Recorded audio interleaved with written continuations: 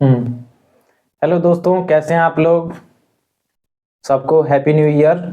और कुछ क्वेश्चन है इन लोगों का, तो पूछिए लो। मनीष, क्या क्या क्वेश्चन है? कहाँ क्या क्वेश्चन था? पूछ लो, कैसे स्टार्ट करो। लकुश, तुम्हारा भी क्वेश्चन था ना जी? हाँ, इसी का में अरे पूछो लकुश। बुक भी आ रहा है। हैं? बुक कोई बात नहीं, अरे तो पढ़ रहे हैं तो ये करेगा। हाँ पूछो। बताइए कि क्या मैं अदर कास्ट की लड़की से शादी कर सकता हूँ कि इसमें नहीं। हंस क्यों रहे हो? देखो, आर्टिकल 21 जो है कॉन्स्टिट्यूशन का आर्टिकल 21 सबको ये अधिकार देता है कि आप स्वतंत्रता से अपनी मर्जी से जिए, जिससे मर्जी उससे शादी करें, है ना? जो मर्जी वो खाएं, जो मर्जी जहां मर्जी वहां जाएं, बशर्ते वो प्रतिबंधित ना हो किसी कानून में या कहीं पे भी। वो मान लो कि अब घूमने फिरने का बात है, अब तुम फ्रिक्वेंटली जैसे प्रतिबंधित एरिया आसाम में जो है, ट्राइबल एरिया, वहां नहीं ना जा सकते हैं। अब जैसे मान लो प्रतिबंध, कुछ प्रतिबंध लगाया है, जैसे माता के जो यथी वंशज है, उसमें तुम कितना जनरेशन 3 जनरेशन तक शादी नहीं कर सकते हो। आई थिंक, हो सकता है हम गड़बड़ हो, इधर उधर हो जाता है। जैसे पापा के जनरेशन में, जैसे पापा से रिलेटेड कोई जनरेशन है जैसे पापा के 4 भाई, उन चारों भाई के जो भी लड़की लड़के हुए, उसमें शादी नहीं हो सकता है। समझ रहे हो ना? तो पापा में 5 जनरेशन तक तुम शादी नहीं कर सकते हो। समझ रहे हो? और मम्मी में 3 जनरेशन तक शादी नहीं कर सकते हो। अगर 5 जनरेशन पापा का और मम्मी का 3 जनरेशन छोड़कर तुम अपने घर में भी शादी कर सकते हो। कब? 3 जनरेशन मम्मी का छोड़ के। समझ में आ रहा है? 3 जनरेशन समझ रहे हो ना जी। जैसे 3 जनरेशन तक खत्म हो गया, अब चौथी पीढ़ी चल रही है, तो उसमें भी शादी हो सकता है। तो तुम अदर कास्ट में तो ऐसे फ्रिक्वेंटली कर सकते हो। समझ में आया ना? इंडियन कानून कौन सी, हिंदू मैरिज एक्ट, तुमको पापा के जनरेशन में हो सकता है कि ये एक्सचेंज हो सकता है। जैसे हम हो सकता है कि कहीं मम्मी में 5 जनरेशन लिखा हो, मतलब हम अभी एग्जैक्ट याद नहीं है लेकिन बता रहे हैं।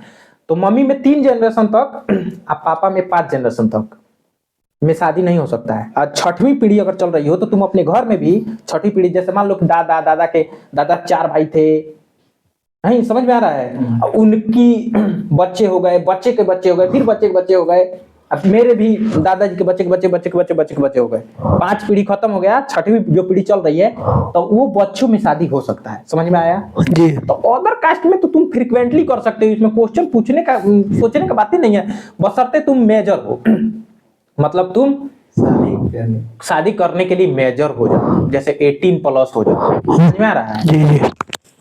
तो अब शादी हो जाएगा, कर लेना। और कोई क्वेश्चन हो तो आप पूछिए मनीष। नहीं, इसी में का हम भी आप पूछिए पूछिए, कोई दिक्कत नहीं है। कि मान के चलिए कोई लड़का किसी लड़की से कोर्ट मैरिज करा लिया। हाँ ठीक है, उसका फैमिली वाला एक्सेप्ट नहीं कर रहा। कोई बात नहीं। बोल रहा है कि नहीं, तुम जो कोर्ट मैरिज कराए हो हम इसको मान्यता नहीं एथी करते हैं। वो लड़का, जो लड़की का भाई है, वो एडवोकेट है। हाँ वो बोल रहा है कि हम सपोर्ट नहीं करते हैं। हाँ। ये जो तुम कोर्ट मैरिज किया है कोर्ट के माध्यम से, इसको हम नहीं मानते हैं। उससे कोई मतलब नहीं है। देखो, भले वो एडवोकेट हो चाहे कुछ भी हो, ठीक है, उससे मतलब नहीं है। अगर तुम कोर्ट मैरिज की हो तो जहां से तुम कोर्ट मैरिज की हो, तो तुम वहां एक लिखित एप्लीकेशन दो या अपने वकील के थ्रू जाओ।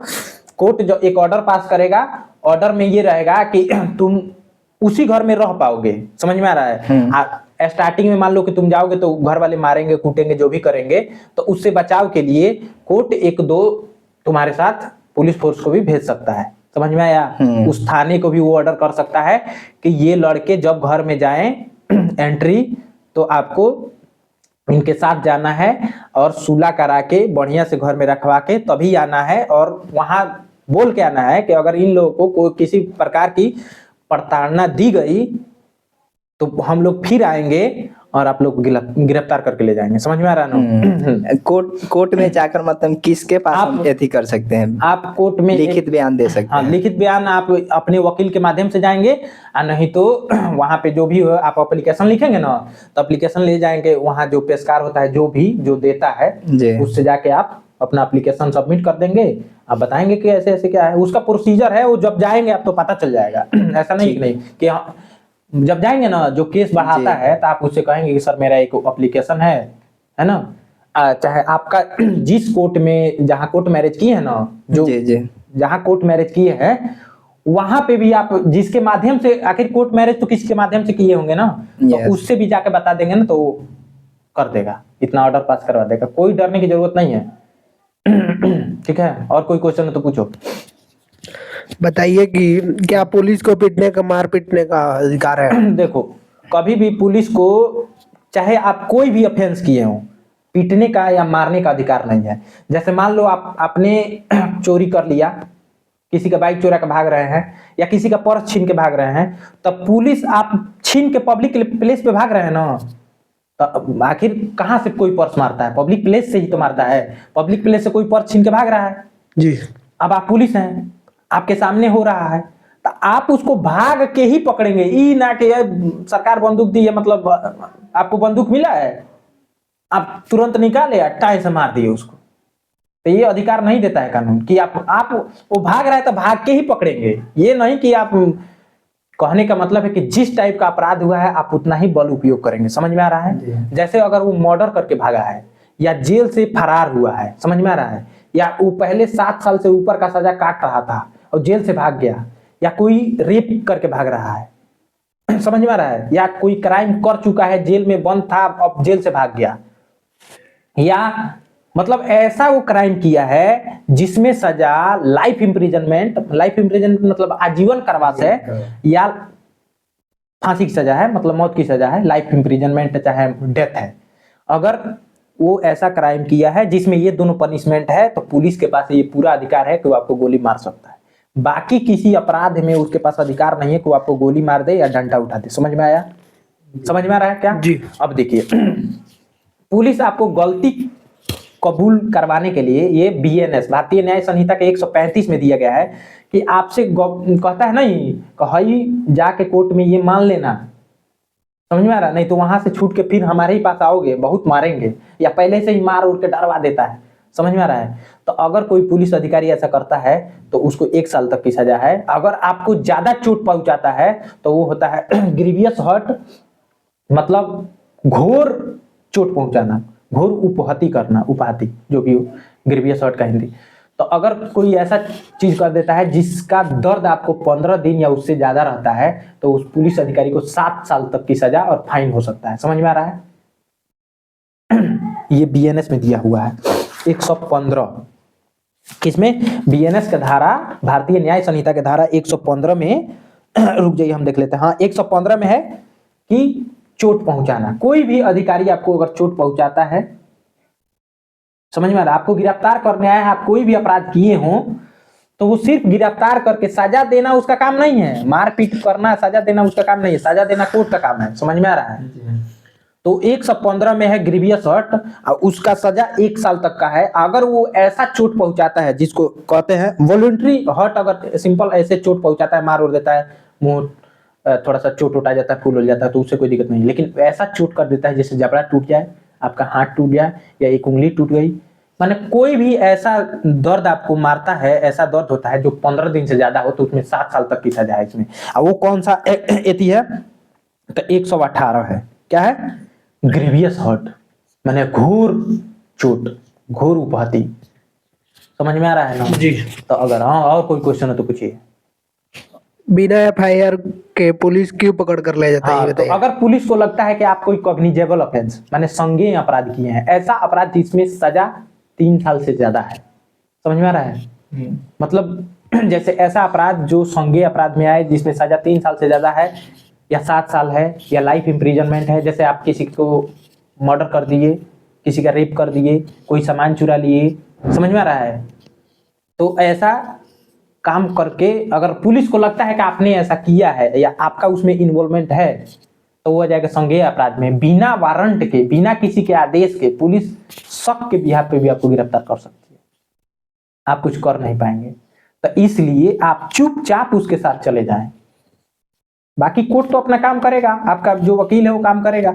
अगर आप वहां आना की नहीं किए तो भाई, तो वो गिरफ्तार करने आया, उसको राइट है गिरफ्तार करके ले जाने का। तो एक्ट में, कानून में ये भी लिखा हुआ है कि गिरफ्तारी में अगर आप बाधा दे रहे हैं तो वो जितना मतलब नेसेसरी है बल, उतना बल प्रयोग करेगा। तो बल मतलब अब सिर्फ बल लिखा है, मारपीट नहीं लिखा है, तो वही बल का मतलब कि 2-4 डंडे 2-4 लाठी मारेगा और लेके जाएगा घींच के। और पूछिए कोई क्वेश्चन है तो। लेकिन पुलिस के पास ये अधिकार नहीं है। 135 कहता है कि आप पुलिस के सामने कुछ भी अगर कहे, देखिए सुनिए, पुलिस से बचने का सिंपल तरीका, अगर वो पुलिस कहता है कि बताओ तुमने ये काम किया है, तुम समझ गए कि पुलिस अगर हम नहीं मानेंगे तो मारेगा। ए लवकुश, सबसे इंपोर्टेंट बात सुन लो, अगर पुलिस गिरफ्तार करने आई, तुमको पता है कि हम नहीं मानेंगे, जैसे छोड़ो नाम तो नहीं लेंगे, वही यार के नाम लेंगे तो वीडियो में घबरा जाएगा ना। तो यार को कूटा, यार गए जेल में। अब मान लो पुलिस आई है, कुछ पूछताछ कर रही है, तो तुम्हारा काम है बताना नाम। पुलिस नाम भी तुम नहीं बताओगे ना, तुमसे सिर्फ नाम पूछी, इसमें लिखा हुआ है बीएनएस में कि सिर्फ तुमसे नाम पूछ रही, तुम नाम भी नहीं बताओगे तो उस बिहाफ पे भी तुमको गिरफ्तार करके ले जा सकता है। याद रखना, सिर्फ नाम पूछने पर तुम नाम नहीं बता रहे हो तो भी वो गिरफ्तार करके ले जा सकता है, इसमें लिखा है। लेकिन वो भी लिखा है कि जैसे तुम थाने में जाओगे या नाम जैसे कभी भी रास्ते में भी बताओगे तो तुमको छोड़ देगा। समझ में आया? और नहीं बताओगे तो लेके जाएगा। समझ में आया? तो अगर तुम गिरफ्तारी में बाधा उत्पन्न कर रहे हो तो बल का उपयोग करेंगे। अब वही बल, ये मारपीट नहीं लिखा है, लेकिन वही बल का मतलब कि 2-4 लाठी या 2-4 डंडा मारेगा, लेके जाएगा। और कोई क्वेश्चन तो पूछिए।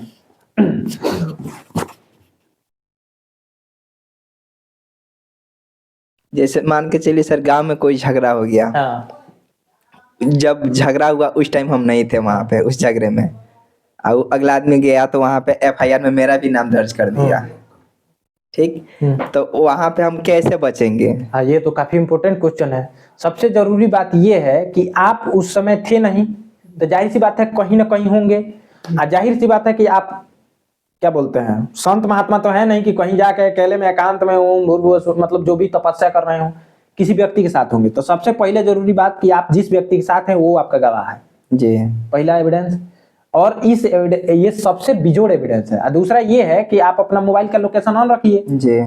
मोबाइल का लोकेशन ऑन रखेंगे तो पुलिस को पता चल ही जाएगा, वो ट्रेस करेगा कि हाँ आप उस समय कहाँ थे।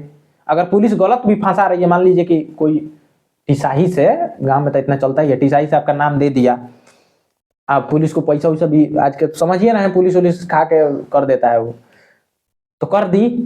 तो पुलिस जब आप उस समय गवाही वो दिलवा रहा है गलती तरीके से, 135 बीएनएस का 135 गवाही दिलवाने के लिए कि तुम इसमें थे कि नहीं थे, तुम कह रहे हो कि नहीं थे तो तुमको मार रही है, तुम मान लो कि हम थे। कोर्ट का काम है प्रूव करना, आपके वकील का काम है प्रूव करना कि आप नहीं थे। तो लोकेशन ऑन रहेगा। पहली बात कि आप जब भी रहे तो लोकेशन ऑन रखें। अगर आप भाई अच्छे आदमी हैं तो जाहिर सी बात है कि लोकेशन ऑन रखने से आपको कोई परेशानी या दुविधा तो हो नहीं सकती है। लोकेशन ऑन रखने से कोई परेशानी है नहीं। हम लोग को करोड़पति हैं कि भाई कोई किडनैप कर लेगा आपके लोकेशन, मान लीजिए हैक कर लिया, पता कर लिया कि आप कहाँ रहते हैं, किडनैप कर लिया, ऐसा तो कोई बात नहीं है। सिंपल सामान्य आदमी है, कोई दिक्कत नहीं है। लोकेशन ऑन करके रखिए, पुलिस उससे ट्रेस कर लेगा कि आप कहाँ थे, ठीक है, पता चल जाएगा उस समय उस टाइम में कहाँ थे आप। पहला बात कि आप जिसके साथ रहेंगे तो वो तो गवाह तो है ही, आई विटनेस तो है ही कि आप उसके साथ थे, तो प्रूव हो ही जाएगा। एक और क्वेश्चन है, बताइए कि मान चलिए हमारे पर केस हो गया तो हम सीधे कोर्ट में जा रहे हैं, मतलब मान चलिए हम बेगुनाह हैं, तो हम जज से एंटीसिपेट्रिक बेल मांग सकते हैं कि नहीं? हाँ, मांग सकते। तो अब बात ये है कि जो फ्रेमिंग ऑफ चार्ज हुआ है, तुम पे जो आरोप लगा है, तो उसको तो डिस्प्रूव करना पड़ेगा ना। अब देखना ये पड़ेगा वो एंटीसिपेटरी बेल कब देगा, जो जिसमें सजा क्या हो, 3 साल से कम हो, 3 साल से ऊपर। अब तुम पे संज्ञेय अपराध का वो लगा है, क्या आरोप लगा है जी, सिद्ध नहीं हुआ है। तो इसमें अब पूरा डिटेल में थोड़ा ना हम बता देंगे अभी कि कितना प्रोसीजर है, उसका क्या प्रक्रिया है। जैसे कहने का मतलब है कि उसमें तो एक टाइम लिमिट है कि इतना दिन में, मतलब अगर 6 महीने तक में अगर तुमको एथी नहीं क्या बोलते हैं अपराध साबित नहीं हो पा रहा है तो वो तुमको छोड़ देगा बेल पे। समझ में आ रहा है? जी, जी। जब अपराध साबित नहीं हो पा रहा है कि तुमने अपराध किया है कि नहीं, तो जाहिर सी बात है कि तुमको बेल मिल जाएगा। अब एंटीसिपेटरी बेल क्या होता है, तो अग्रिम जमानत है। जैसे तुम कोई अपराध कर दिए या तुम अपराध भी नहीं किए, तुमको लगता है कि कोई अपराध किसी और ने कर दिया है, लेकिन तुमको पता है कि वो जाहिर सी बात है कि तुम्हारा भी नाम डालेगा क्योंकि तुम भी वहां अगल बगल थे या वो तुमसे जलन करता है। समझ में आया जी?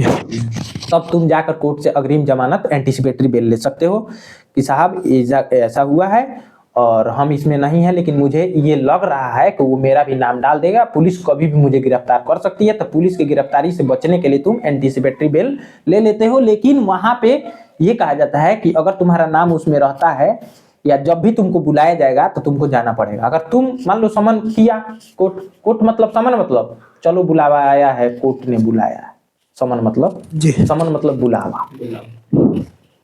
तुम बुलाए, समन आया, तुम नहीं गए, तो एक बार समन भेजा, फिर भेजा, नहीं गए, तो बस वारंट जारी कर लेगा। वारंट बने आएगा, खींच के ले जाएगा, पुलिस गिरफ्तार करती है। पुलिस मार भी सकती है? नहीं, मारने का अधिकार नहीं है, समझ में आया? मारने का अधिकार नहीं है। अगर पुलिस आई है, अब कब माने बल का उपयोग कर सकती है तुमको ले जाने के लिए। अब तुम क्या किए, गेट बंद कर दिए, घर में घुस गए, तो भाई वो कैसे तुमको लेके जाएगी? गेट तोड़ेगी ना जी, गेट तोड़ेगी तो पलटे लगेगा। समझ समझ में आया? अब मान लो तुमको कह रही कि चलिए प्यार से, तुम नहीं जा रहे हो, हाथ पकड़ के खींचेगी कि नहीं?